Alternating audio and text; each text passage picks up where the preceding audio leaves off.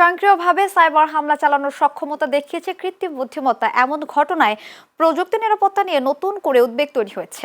Open AI জানিয়েছে, নিরাপত্তার পরীক্ষার সময় তাদের একটি এআই এজেন্ট নিয়ন্ত্রিত স্যান্ডবক্স পরিবেশে দুর্বলতা খুঁজে বের করে সেখান থেকে বেরিয়ে যায়। এরপর বিশ্বের অন্যতম বড় AI model sharing platform hugging ফেসের অভ্যন্তরীণ সিস্টেমে প্রবেশের চেষ্টা করে। ওপেন এআই ঘটনাটিকে অভূতপূর্ব উল্লেখ করে হাগিং ফেসের সঙ্গে যৌথভাবে তদন্ত করছে।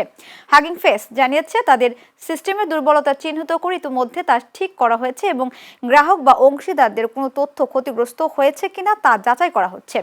বিশেষজ্ঞরা বলছেন, এ ঘটনা প্রমাণ করছে এআই চালিত স্বয়ংক্রিয় সাইবার হামলা এখন আর কেবল তাত্ত্বিক ধারণা নয়, প্রতিষ্ঠানগুলো এখনো যেখানে মানুষের গতিতে সাইবার নিরাপত্তা জোরদারের চেষ্টা করছে, সেখানে সম্ভাব্য আক্রমণকারীরা কাজ করতে পারে যন্ত্রের গতিতে। ফলে উন্নত এআই ব্যবস্থার সক্ষমতা নিয়ন্ত্রণে বর্তমান নিরাপত্তা কাঠামো যথেষ্ট কিনা তা নিয়ে নতুন করে প্রশ্ন উঠেছে। যদিও কেউ কেউ মনে করছেন, প্রতিদ্বন্দ্বী এআই প্রতিষ্ঠানগুলোর সঙ্গে প্রতিযোগিতার বাজারে নিজেদের সক্ষমতা তুলে ধরতেই ওপেন এআই ঘটনাটি প্রকাশ করেছে।